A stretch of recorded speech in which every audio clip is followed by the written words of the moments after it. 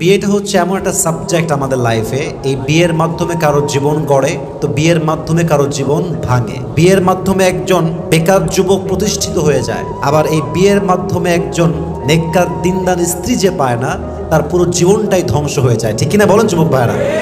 So I think it is most important chapter in our life. It is the most important decision in our life. আমাদের জীবনের সবচেয়ে গুরুত্বপূর্ণ সিদ্ধান্তের নাম হচ্ছে বিয়ের সিদ্ধান্ত। এখানে যে সঠিক সিদ্ধান্ত নেয় তার পুরো জীবনটা সুখময় হয়ে যায়, আর এখানে যে ভুল করে ফেলে তার পুরো জীবনটাই বরবাদ হয়ে যায়। ঠিক কিনা বলেন? It is most important decision in your life. So before you are going to get married with someone, please try your best to justify that person from your best level of capacity. আপনাকে try করতে হবে যে আমি কাকে বিয়ে করছি, কেন বিয়ে করছি, তার গুণ আছে কিনা, সে দিনদার কিনা, তার আব্বা আম্মা দিনদার কিনা, তার পরিবারটা কেমন, তার বেড়ে ওঠা কেমন, তার বর্তমানটা কেমন, এগুলো দেখে বিয়ে করার দরকার। যুবক ভাইরা বলুন তো, সবাই আছে না নাই? খুব দরকার আছে যুবক ভাইরা। বুঝলে বুঝপাতা, না বুঝলে তেজপাতা। যদি বোঝেন জীবনটা বরকতময় করে দিবে, একজন আওয়াজ দিয়ে বলেন তো তিনি কে? তবে হ্যাঁ, দেখবেন যে কারো বিয়ের পরে তার ওয়াইফ তার সাথে পুরোটা জীবন অনেস্ট হয়ে কাটিয়ে দেয়, মৃত্যু পর্যন্ত।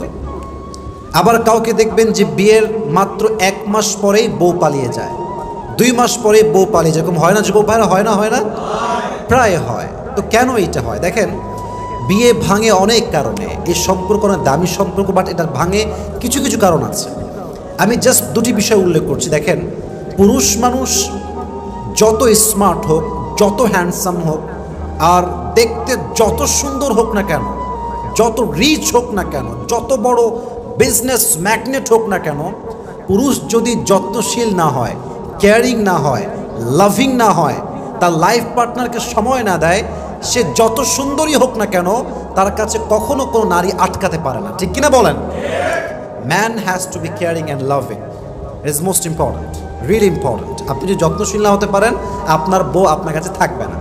আবার দেখবেন অনেকের সংসার ভেঙে যায় জাস্ট ফর পাস্ট, অতীতের জন্য। আমি আপনাদেরকে বলছি একটা কথা মন থেকে, যদি আপনি কাউকে বিয়ে করে ফেলেন, অথবা আপনি মন থেকে ফিল করেছেন this is the right person to get married with, এই মেয়েটাকে আমি বিয়ে করব, প্লিজ তার অতীত নিয়ে ঘাটাঘাটি করতে যাবেন না। এর কারণ, অতীত নিয়ে যত বেশি ঘাটতে যাবেন, মনোমাইন্ড তত বেশি নষ্ট হবে। অতীত নিয়ে যত বেশি ভাববেন, বর্তমান তত বেশি নষ্ট হবে যুবক ভাইরা। ঠিক কিনা বলেন? অতীত হচ্ছে জাস্ট ফর লেসন, শিক্ষার জন্য। অতীত নিয়ে মারামারি করে কখনো সংসারে সুখী হওয়া যায় না। আল্লাহ আমাদের সবাইকে কথাগুলো বোঝার তৌফিক দান করুক। সকলে মন খুলে পড়া আমিন। দেখেন, বিয়ের অর্থটা আসলে কি? অনেক অর্থ আছে। পুরুষের কাছে এক অর্থ, নারীর কাছে আর এক অর্থ। বিয়ে মানে হচ্ছে একজন পুরুষের কাছে বউ। বিয়ে মানেই আমরা বুঝি যে আমাদের লাইফে একজন মেয়ে আসবে, who will be my wife, সে হবে আমার জীবনের অর্ধাঙ্গিনী। ঠিক কিনা বলেন যুবক ভাইরা? আবার একজন মেয়ের কাছে বিয়ে মানে হচ্ছে একজন পুরুষ, একজন হাজব্যান্ড, একজন স্বামী। তো ওয়াইফ মানে শুধু ওয়াইফ না, হাজব্যান্ড মানে জাস্ট হাজব্যান্ড না, একটা বিয়ে মানে শুধু স্বামী স্ত্রীর সম্পর্ক নয়, পুরো 2টা বংশের একত্রে মিলন হওয়ার নাম হচ্ছে বিয়ের সম্পর্ক। ঠিক কিনা বলেন? এটা হচ্ছে বিয়ে। তো বউ মানে কি? বউ মানে হচ্ছে আপনার সুখ এবং দুঃখের সাথী। বউ মানে হচ্ছে আপনার জীবনের অর্ধাঙ্গিনী। বউ মানে হচ্ছে আপনার অভিমানের জায়গা, আপনার ভালোবাসার জায়গা।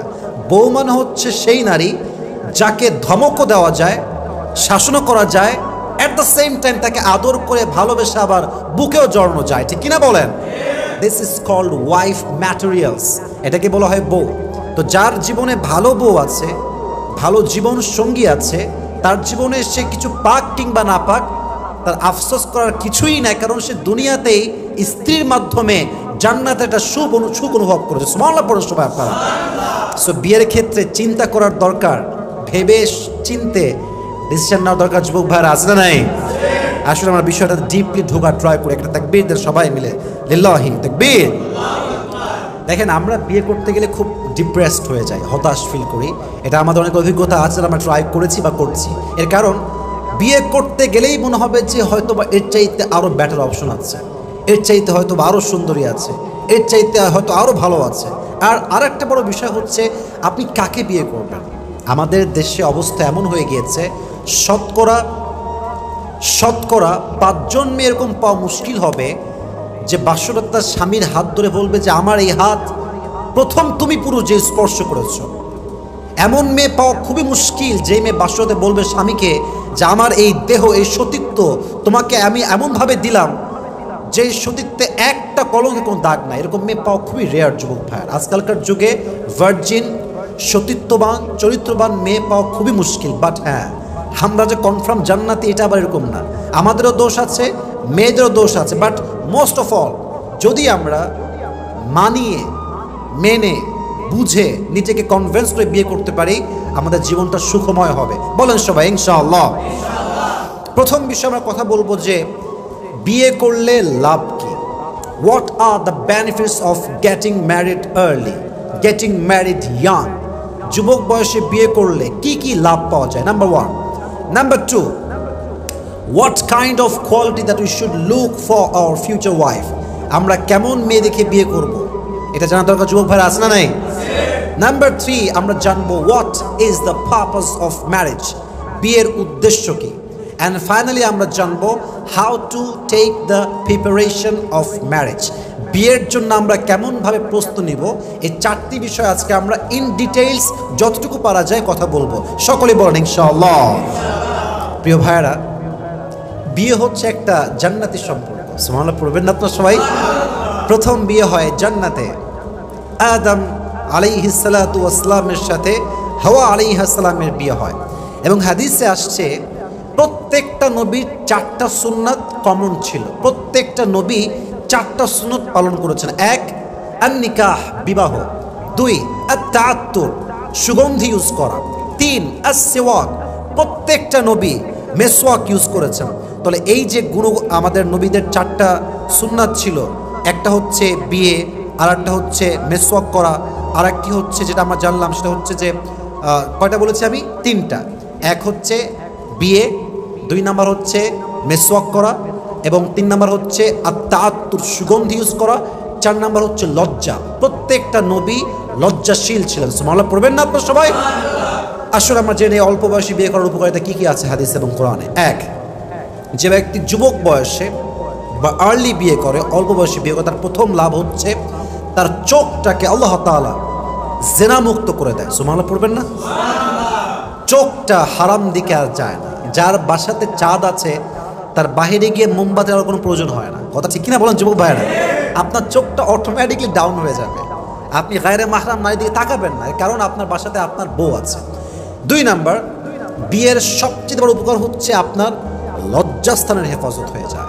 আপনার প্রাইভেট পার্টটাকে আল্লাহ তাআলা হেফাজত করেন। এটা আমার কথা না, হাদিসের কথা। হাদিসে আসছে মান ইসতাতাআ মিনকুম আল বাআ ফালইয়াতাযাওয়াজ ফাইন্নাহু আগাদ্দু লিল বাসার ওয়া আহসানু লিল ফারজ। হাদিসে আসছে নবী করিম সাল্লাল্লাহু আলাইহি ওয়াসাল্লাম বলেছেন, যদি তোমরা তোমাদের চরিত্রকে রক্ষা করতে চাও, তোমাদের লজ্জাস্থানকে হেফাজত করতে চাও, তোমাদের চোখকে হেফাজত করতে চাও, বিয়ে করো।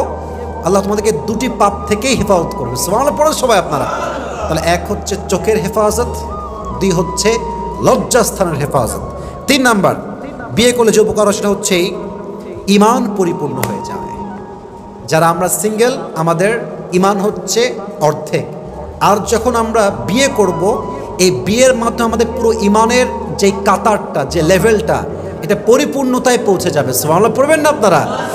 নবী করিম সাল্লাল্লাহু আলাইহি ওয়াসাল্লাম বলেছেন, ইযা তাযাওয়াজাল আবদ ফাকাদ ইসতাকমালা নিসফুদ্দিন ফালইয়াত্তাকিল্লাহা ফিন নিসফিল বাকি।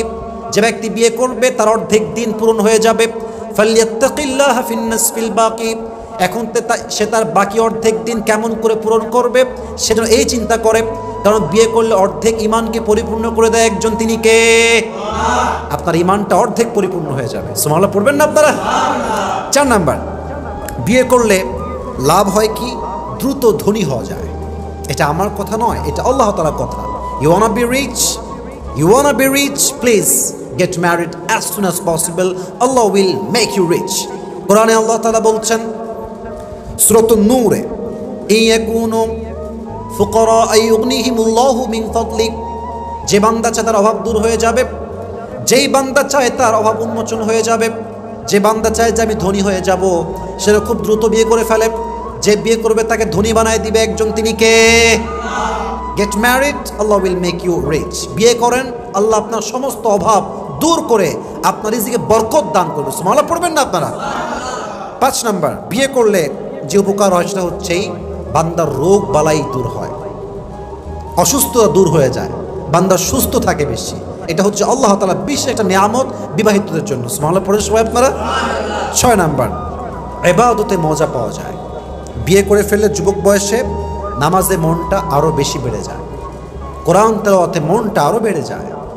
আচ্ছা কাজ অর্থাৎ ভালো কাজ, গুড ওয়ার্ক, গুড ডিডস করতে ভালো লাগে, ভালো কাজ করতে মনে শান্তি লাগে, ইবাদতে মজা লাগে। এর কারণ আপনি গুনাহ থেকে বেঁচে গেছেন।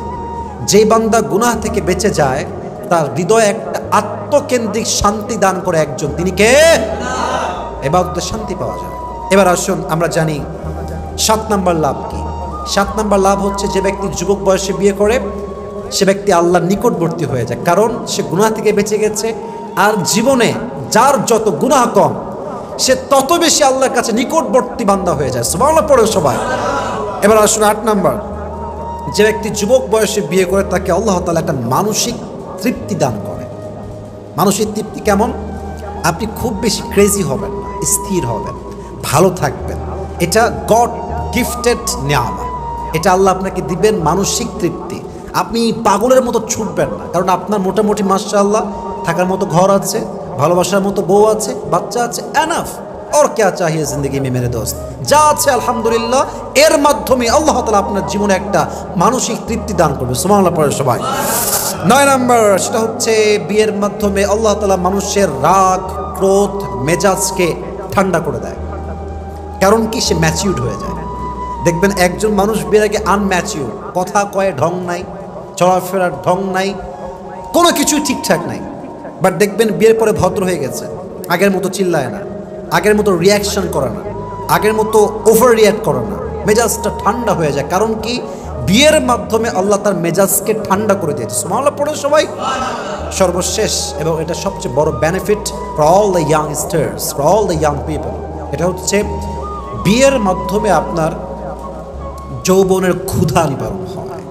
এটা বড় দামি জিনিস আসলে। দেখেন, আমি প্রায় বলি কিছু জিনিস মানুষের চরিত্রকে নষ্ট করে দেয়। এক, অভাব মানুষকে চোর বানিয়ে দেয়, অভাব মানুষকে ডাকাত বানিয়ে দেয়, অভাব মানুষের চরিত্র নষ্ট করে দেয়। পাশাপাশি আরেকটি বিষয় যেটা মানুষের চরিত্র নষ্ট, সেটা হচ্ছে এই যৌবনের জ্বালা, যৌবনের কষ্ট, যৌবনের যে পেইন, এটাও মানুষের চরিত্র নষ্ট করে। যুবক ভাইরা, ঠিক কিনা বলেন আপনারা সবাই? এজন্য যৌবনের খোঁজ যখন আমাদের নিবারণ হয়ে যায়, আমাদের চরিত্রটা অটোমেটিকলি ভালো হয়ে যায়। এজন্য আমরা ট্রাই করবো অ্যাজ সুন অ্যাজ পসিবল ভালো মেয়ে পেয়ে গেলে, দিনদার মেয়ে পেয়ে গেলে কোনো ডান বাম হবে না, সোজা আমরা বিয়ে করবো। রাজি আছেন তো ইনশাআল্লাহ? তাহলে 1 নাম্বার আমরা জানলাম what are the benefits of getting married early. অল্প বয়সে বিয়ে করলে কি লাভ হয়। নাম্বার 1, সবাই আমার দিকে তাকান, কোনো সমস্যা হয়নি। 1 নাম্বার ছিল কি? অল্প বয়সে বিয়ে করলে কি লাভ হয়, নাম্বার 1। নাম্বার 2 আমরা বলবো, তবে সেটার জন্য আমাদের তাকবীর দেওয়া লাগবে। তাকবীর শেষ হবে, আমরা আবার ট্রাই করবো ইনশাআল্লাহ। সকলেই তাকবীর দেন একবার, লিল্লাহি তাকবীর, মাশাআল্লাহ। আবার একবার তাকবীর দেন, লিল্লাহি তাকবীর, লাস্ট তাকবীর, লিল্লাহি তাকবীর। 2 নাম্বার বিষয় ছিল যে আমরা আসলে আমাদের জীবনে কেমন লাইফ পার্টনার চাইবো আল্লাহর কাছে, আমরা কেমন মেয়ে দেখিয়ে বিয়ে করবো, এটা হচ্ছে আমাদের 2 নাম্বার সাবজেক্ট। মাথায় রাখবেন, আমাদের জীবনে লাইফ পার্টনার যদি ঠিকঠাক আসে, আমাদের জীবন ঠিকঠাক চলবে। যদি আমাদের জীবন লাইফ পার্টনার বেঠিক হয়ে যায়, আমাদের জীবন ঠিকঠাক না, টিকটক হয়ে যাবে। ঠিক কিনা বলেন যুবক ভাই? আমরা চাই একজন ভালো জীবন সঙ্গী, আমরা চাই ভালো একজন লাইফ পার্টনার। ঠিকঠাক আর টিকটক পার্থক্য আছে। ঠিকঠাক মানে মানসিক শান্তি, আর টিকটক মানে অস্থির জীবন, ফালতু কোনো মিনিংলেস জীবন, মানে এই জীবনে কোনো মানে নাই। একজন লাইফ পার্টনার চুজ করার ক্ষেত্রে আমাদের সাবধান হওয়ার দরকার। যুবক ভাইয়ারা, আছে না নাই? হাদিসে আসছে 4টা বেসিক গুণ লাগবে একজন মেয়ের মাঝে টু গেটিং ম্যারিড, বিয়ের জন্য। 1, লিমা আলিহা, তুমি তাকে দেখবা তার সম্পদ কতটুকু আছে। 4টা গুণ আল্লাহর নবী বলেছেন, বাট একটা গুণ মাস্ট, মোস্ট ইম্পর্টেন্ট। আমি জাস্ট সিরিয়াল বাই সিরিয়াল বলছি। 1 হচ্ছে লিমা আলিহা, তার সম্পদের জন্য। 2, লিজামা আলিহা, তার সৌন্দর্যের জন্য।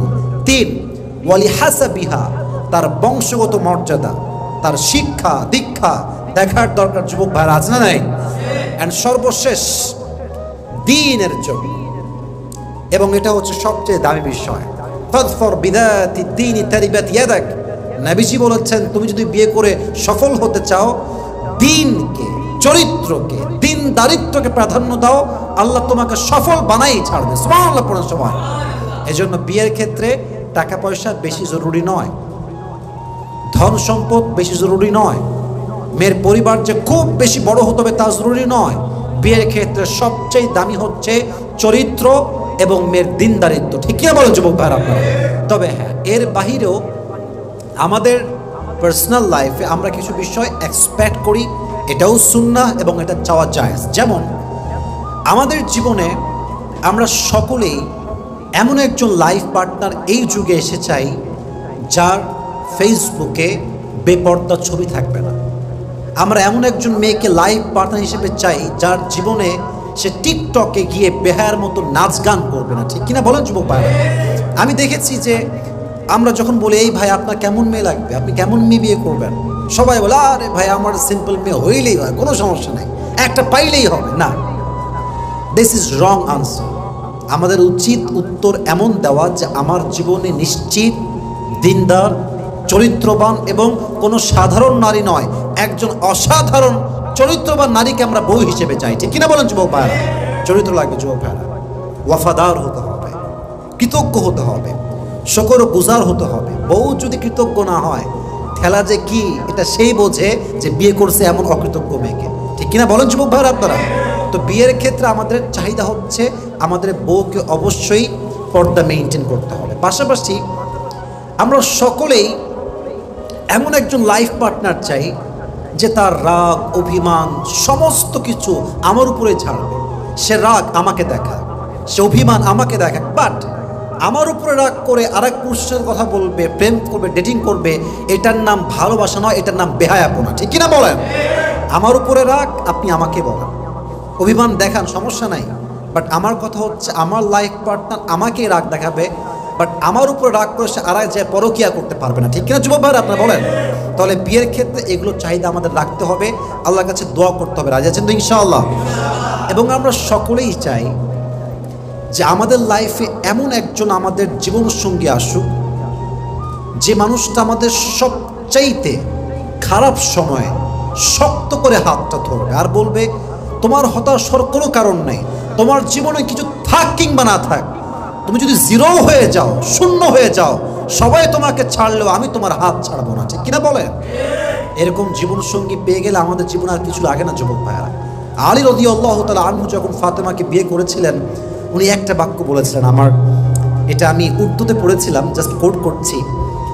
উনি বললেন ফাতেমাকে দেখে, চোখে চোখ রেখে, अगर तुम मुझे मिल गए तो फिर क्या पाना, और अगर तुम मुझसे खो गए तो फिर मुझे क्या खोना। এর অর্থ হচ্ছে, আমি তোমাকে পেয়েছি মানে আমি আমার জীবনে সব কিছু পেয়ে গেছি, আর আমি তোমাকে হারিয়েছি মানে আমার জীবনে হারাবার মতো আর কিছুই নাই। ঠিক কিনা বলেন যুবক ভাইরা আপনারা? তো এরকম মানুষ লাগবে যাকে পাওয়ার পরে হারাবার আর কিছু থাকবে না। এরকম মানুষ আমাদের সবাইকেই দান করুক, আমরা সকলেই মন খুলে পড়ে আমিন।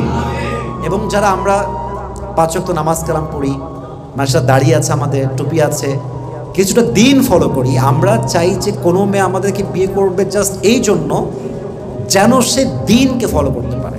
আমার কথা কি বোঝা যায়? যায়। মানে আমাকে বিয়ে করবে এই জন্য না যে আমি দেখতে সুন্দর, আমাকে বিয়ে করবে এই জন্য না যে আমি দেখতে অনেক লম্বা, আমাকে দেখে বিয়ে করবে না এই জন্য যে আমার চেহারা দেখতে খুবই সুন্দর, না। রিজন হবে সবচেয়ে বড় এইটা যে একজন মেয়ে ভাববে যে আমি যদি এই ছেলেকে বিয়ে করে আমি পর্দা করতে পারবো, যদি আমি এই ছেলেকে বিয়ে করতে পারি 5 ওয়াক্ত নামাজ ঠিকঠাক পড়তে পারবো, যদি আমার সঙ্গে ছেলে বিয়ে হলে আমার দিনটা ঠিক থাকবে। এরকম মেয়ে থাকলে আমরা অবশ্যই গুরুত্ব দিব যুবক ভাইরা। ঠিক কিনা বলেন আপনারা সবাই? আল্লাহ আমাদের সবাইকে কথাগুলো বোঝার তৌফিক দান করুন, সকলে পড়া আমিন। And most of all, last point I would like to mention, and that is, আমরা আমাদের জীবনে সবসময় এমন একজন লাইফ পার্টনার চাই যার চেহারা হবে পুরোটা মায়া দিয়ে ভরা, যার চেহারাই হবে আমাদের সমস্ত ক্লান্তি দূরের কারণ, যাকে দেখলে, যার স্পর্শে গেলে, যার কাছে গেলে আমাদের সমস্ত ক্লান্তি দূর হয়ে যাবে। এরকম ক্লান্তি দূর হওয়ার মতো মানুষ তো আমাদের জীবনে আমরা চাই, ঠিক কিনা বলেন? আল্লাহ আমাদের সবাইকে এমন উত্তম জীবন সঙ্গিনী দান করো, সকলেই মন খুলে পড়া আমিন। তবে বিয়ের ক্ষেত্রে সবচেয়ে গুরুত্বপূর্ণ হচ্ছে টাকা নয়, বাড়ি নয়, গাড়ি নয়, সৌন্দর্য নয়, শিক্ষা নয়। বিয়ের ক্ষেত্রে সবচেয়ে দামি হচ্ছে দিনদার হওয়া, চরিত্রবান হওয়া। এটা আপনার সবাই, আমরা সবাই দেখবো তো ইনশাআল্লাহ। আল্লাহ আমাদেরকে তৌফিক দান করুন, সকলে মন খুলে পড়া আমিন। আমাদের 2টা চ্যাপ্টার অলরেডি শেষ, আসলে আমরা 3 নম্বরে যাই। আমি ট্রাই করছি আমার সবরের সর্বোচ্চটুকু দিয়ে ট্রাই করার জন্য, এবং কেমনে করছি আপনারা ভালো করে বুঝতে পারছেন আশা করি। সবাই তাকবীর দেন, তাকবীর শেষ হলে আমরা 3 নম্বর বিষয়ে এন্ট্রি নিব, বলেন ইনশাআল্লাহ। তাকবীর দেন সবাই, লিল্লাহি তাকবীর। না, আওয়াজটা খুব কমে গেছে, সবাই একটা কাশি দেন। এবার তাকবীর দেন, লিল্লাহি তাকবীর। 3 নম্বর বিষয় ছিল what is the purpose of marriage, বিয়ের উদ্দেশ্য কি। আচ্ছা, আমি কিছু বলতেছি, বুঝে শুনে শুনবেন। 1, বিয়ের উদ্দেশ্য আমরা ভুল করে ফেলি। এই তুই এর বিয়ে করবি কেন? She is beautiful, you know, খুব ভালো লাগে দেখতে, সুন্দর না, ঠিক না। এই একে বিয়ে করবি কেন তুই? এর বাপের অনেক টাকা, বিয়ে করতে হবে একে, একেই লাগবে না, ভুল কথা। একে বিয়ে করবি কেন? দেখতে খুব ফর্সা, অনেক ফর্সা, একেই লাগবে না। যারা এই ফ্যান্টাসি নিয়ে জাস্ট এটা নিয়ে বিয়ে করে, তাদের বিয়ে বেশি দিন টিকে না। বিয়ের উদ্দেশ্য কি? আল্লাহর হাবিব বলেছেন বিয়ের মূল উদ্দেশ্য হচ্ছে ইবাদত। সুবহানাল্লাহ পড়বেন না আপনারা? এবং কোরআনেও আসছে এটা। কোরআনে আল্লাহ তাআলা বলেছেন কুল ইন্না সলাতি ওয়া নুসুকি ওয়া মাহইয়ায়া ওয়া মামাতি লিল্লাহি রাব্বিল আলামিন। নবী আপনি বলেন আমার নামাজ, আমার কোরবানি, আমার জীবন, আমার বরং একজনের সন্তুষ্টির জন্য আওয়াজ দিয়ে বলেন তো তিনি কে? আমার সব কিছুই হচ্ছে আল্লাহ তাআলার জন্য। তাহলে বিয়েটা কি জাস্ট ফর্সা দেখে, রূপ দেখে করলে হবে, না আল্লাহর জন্য করতে হবে? আল্লাহর জন্য করতে হবে। তাহলে বিয়েটা প্রথম উদ্দেশ্য হচ্ছে ইবাদত। বলেন সবাই, বিয়ের উদ্দেশ্য কি? আরে কথা বলেন, বিয়ের উদ্দেশ্য কি? ইবাদত। এটা জাস্ট রূপ দেখে না, গুণ দেখে না, ফর্সা দেখে না। বিয়ের উদ্দেশ্য হচ্ছে আমি বিয়ের মাধ্যমে ইবাদত করব এবং আল্লাহর থেকে যত দূরে আমি আছি আরো কাছে যাওয়ার ট্রাই করবো। রাজি আছেন তো ইনশাআল্লাহ? 1, 2, এটা আমি কোরআন থেকে জাস্ট স্টেপ বাই স্টেপ বলছি। কোরআনে আল্লাহ তাআলা বলেছেন বিয়ের উদ্দেশ্য হচ্ছে মোট 3টা। বলেন সবাই, কয়টা? ওয়া মিন আয়াতিহি, এই আয়াতটা সকলেই চোখে চোখ রেখে শুনবেন। 3টা উদ্দেশ্য। It is very very important to know, জানতে হবে। ওয়া মিন আয়াতি আন খালাকা লাকুম মিন আনফুসিকুম আজওয়াজাল লিতাসকুনু ইলাইহা ওয়া জাআলা বাইনাকুম মাওয়াদ্দা ওয়া রাহমা। There are 3 purposes of marriage. বিয়ের উদ্দেশ্য হচ্ছে 3টা। 1, মেন্টাল পিস, মেন্টাল পিস, মানসিক শান্তি। আমি আমার কোনো একটা ওয়াজে বলেছিলাম কোনো মেয়েকে দেখে মানসিক শান্তি পাইলে এনাফ, যথেষ্ট। বলেছিলাম কোন ক্ষেত্রে? আফটার গেটিং ম্যারিড, বিয়ের পরে। এখন এটাকে মানুষ ভাইরাল করেছে কোন দিকে? গার্লফ্রেন্ডের প্রতি। আমি তো আয়াত দিয়ে, দলিল দিয়ে বুঝিয়েছিলাম যে বিয়ের মূল উদ্দেশ্য হচ্ছে আপনার মানসিক শান্তি আপনি পাচ্ছেন কিনা। কারণ কোরআন বলছে বিয়ের প্রথম উদ্দেশ্য হচ্ছে মানসিক তৃপ্তি পাওয়া, মানসিক শান্তি পাওয়া।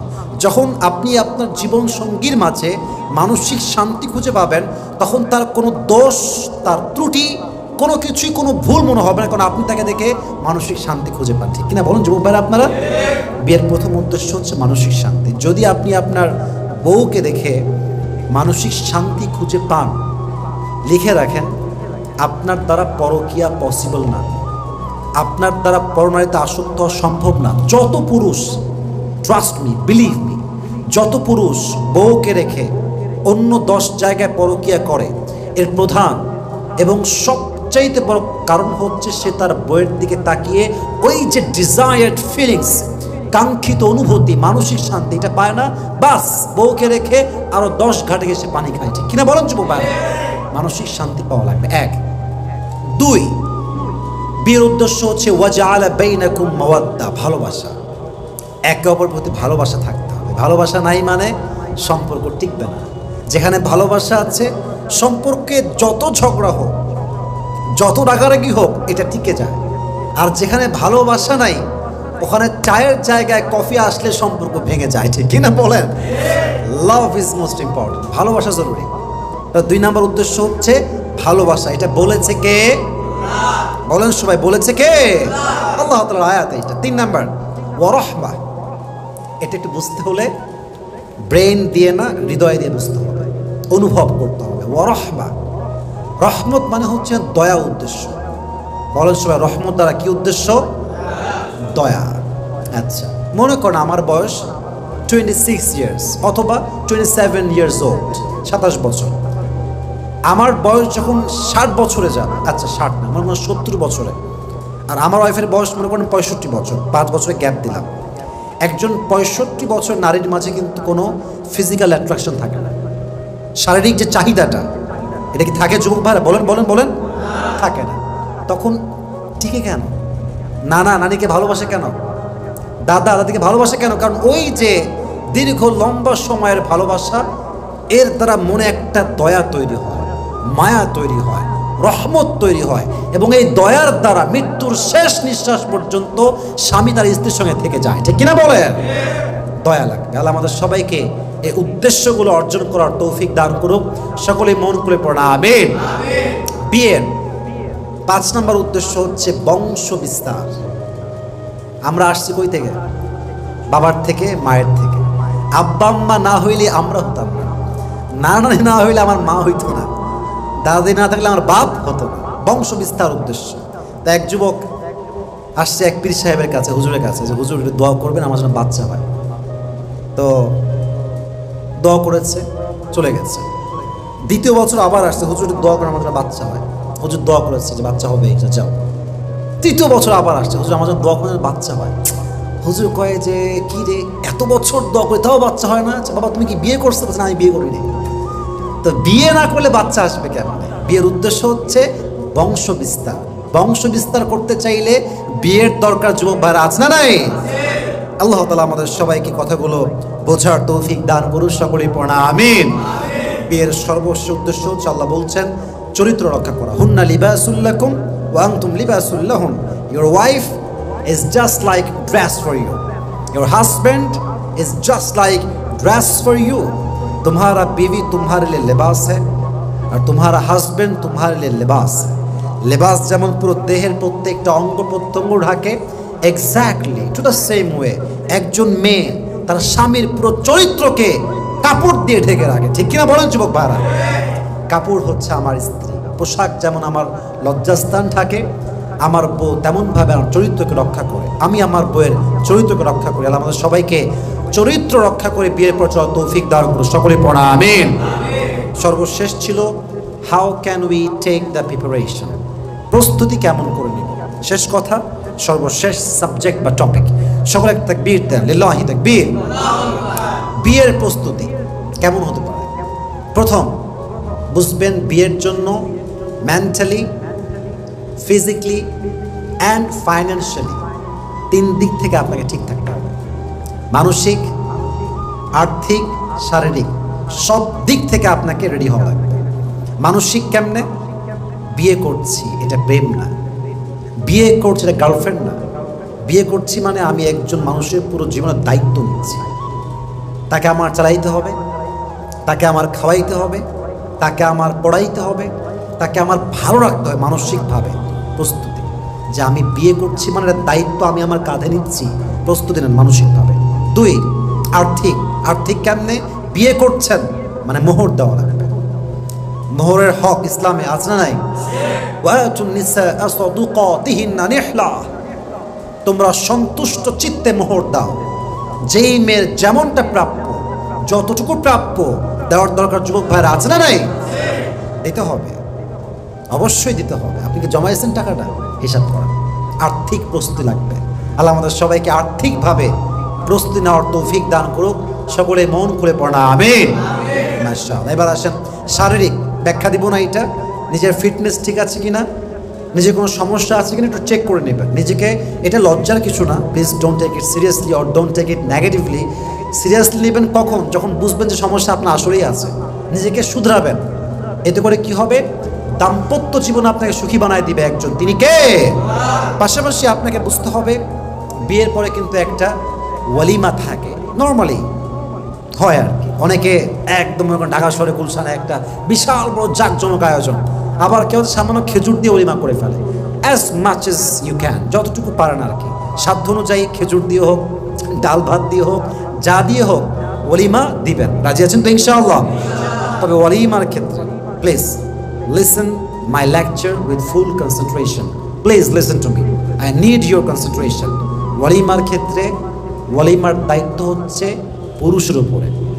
বলেন সবাই, নারীর উপরে না পুরুষের উপরে? পুরুষ, পুরুষ খাওয়াবে, নারী হচ্ছে অপশনাল। যে নারীর মা বলে, বাবা বলে যে ঠিক আছে আমাদের একটা মাত্র মেয়ে, আমরা একটা মেয়েকে বিয়ে দেবো, খাওয়াবো না? আমরা খাওয়াবো, এটা আমাদের শখ, আমাদের মনের ইচ্ছা, দ্যাটস ফাইন, ওকে খুব। বাট বরযাত্রী নিয়ে আসবেন বরযাত্রীর নাম করে, এটা ইসলাম কখনো সমর্থ দেয় না, ঠিক কিনা বলেন যুবক ভাইয়েরা আপনারা? ইসলাম এটাকে সাপোর্ট করে না। অতএব বোঝা গেল বিয়ের ক্ষেত্রে ওলিমা খাওয়াবে মেয়ে পক্ষ না পুরুষ পক্ষ? পুরুষ পক্ষ। মেয়ের বাড়িতে 300 জন নিয়ে, 400 জন নিয়ে, মাইক্রো নিয়ে, বাস নিয়ে, অটো নিয়ে, রিক্সা নিয়েও যায়। বাপরে বাপ, কি শখ খাওয়ার! মেয়ের বাপের খাইলে ওর যে কি ভাল লাগে বেলা যায় একেবারে, ঠিক না? আবার অনেকে এরকম করে যে আমাদের লোক আসবে 200, মানে বলে 200 লোক আসবে, আসার সময় 400 লোক নিয়ে আসে। এদিকে মেয়ের বাপ রান্না করছে 250 লোকের, আরো 50টা বাড়ায়, আরো 150 জন আসছে। এই নিয়ে কি হয়, গোস্ত পায়নি অমুকে নে, বরকে মারে, এবার ধরে বরকে মারে, বউকে উল্টাপাল্টা করে। এটা একদম আউট অফ ইসলামের কালচার, এটা ইসলামের বাইরের কালচার। অতএব আমরা ট্রাই করব ওলিমা আমরা দিব as much age we can provide, যতটুকু পারা যায় আমরা দিব, এবং ট্রাই করব যত সহজে করা যায় বিয়েটা করার জন্য। রাজি আছেন তো ইনশাআল্লাহ? আল্লাহ আমাদের সবাইকে পরিপূর্ণ প্রস্তুতি নিয়ে বিয়ের মতো একটি হালাল কাজ, পবিত্র কাজ, পবিত্র বন্ধনে যাওয়ার তৌফিক দান করুক। আমরা সকলেই মন খুলে পড়ি আমিন। আল্লাহ আমাদের সকলকেই দিনদার, নেককার, চরিত্রবান স্ত্রী দান করুক, সকলেই মন খুলে পড়ি আমিন। এবং আমাদের সবাইকে আর্থিকভাবে, শারীরিকভাবে, মানসিকভাবে, প্রত্যেকটা দিক থেকে আল্লাহ আমাদের সবাইকে পরিপূর্ণরূপে প্রস্তুতি নেওয়ার তৌফিক দান করুক। আমরা সকলেই মন খুলে পড়ছি আমিন। ওয়া আখির দাওয়ানা আনিল হামদুলিল্লাহ।